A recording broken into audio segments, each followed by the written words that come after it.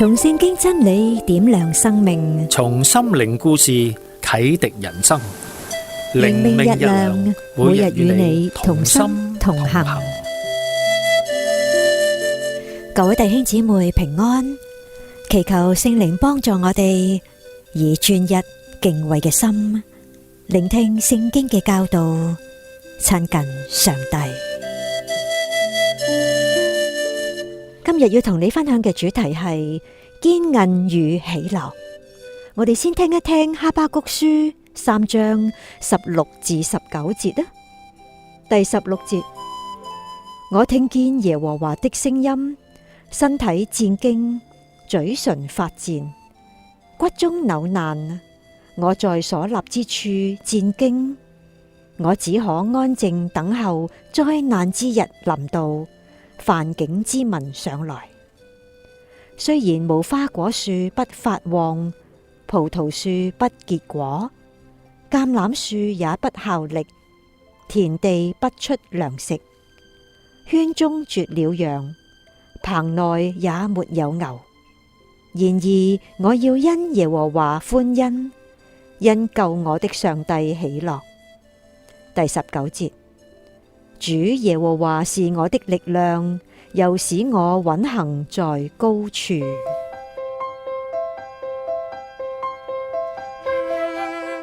科學家就研究咗全球16個社會嘅韌力，就係佢哋喺面對挑戰時候嘅應變同復原能力。嗱，其中咧就包括生存環境極其嚴峻嘅育空地區同埋澳洲內陸啦。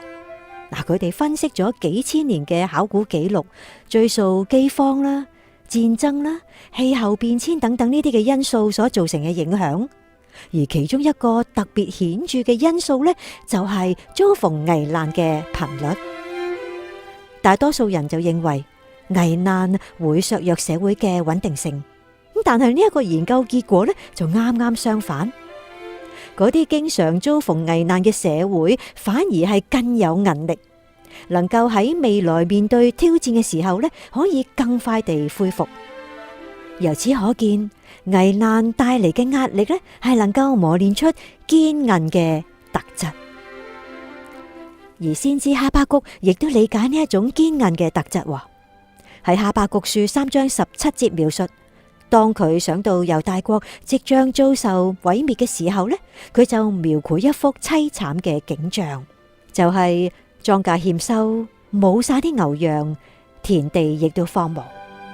儘管當時嘅景象係咁荒涼，但係喺18節，哈巴谷依然咁樣宣告話：然而我要因耶和華歡欣，因救我的上帝喜樂。佢嘅喜樂並唔係取決於周圍嘅環境或者世上嘅快樂，而係扎根於上帝永不改變嘅特質同救恩。喺最嚴峻嘅時期，哈巴谷就選擇喜樂，從而就變得更加堅韌。就好似哈巴谷同嗰啲堅韌嘅社會一樣，我哋屬靈嘅韌力呢，亦都可以一次又一次喺逆境中嘅淬煉而成長。當我哋經歷人生中嘅低谷，讓我哋堅定地信靠、仰望上帝。要謹記嘅就係佢與我哋同在，佢會用我哋面對嘅困境增強我哋嘅喜樂同堅韌嘅信心。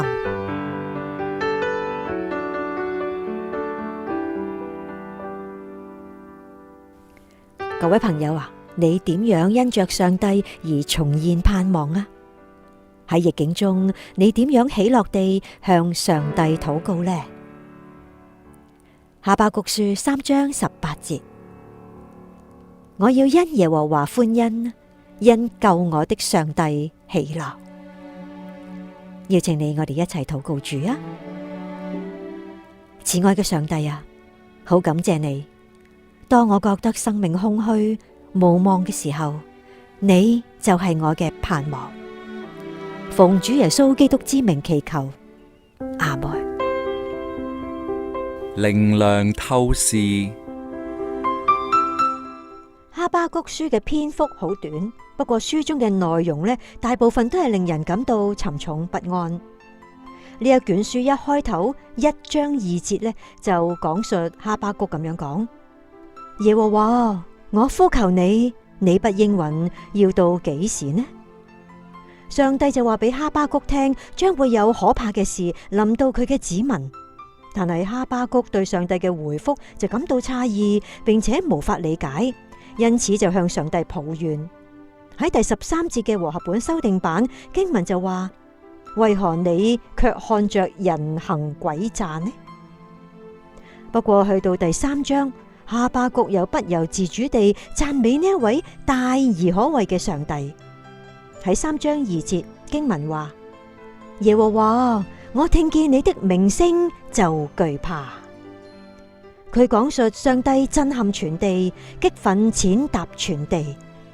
哈巴谷明白上帝將會為佢嘅子民顯明幾咁大嘅大能。而哈巴谷去到第13節嘅新譯本呢，佢就咁樣講：出來救拔子民，擊打惡人的房頂，並且帶住盼望做出總結。喺第19節佢話：主耶和華是我的力量。今日當我哋面對逆境嘅時候，我哋亦都可以緊緊抓住對上帝嘅盼望，並且謹記佢與我哋同在。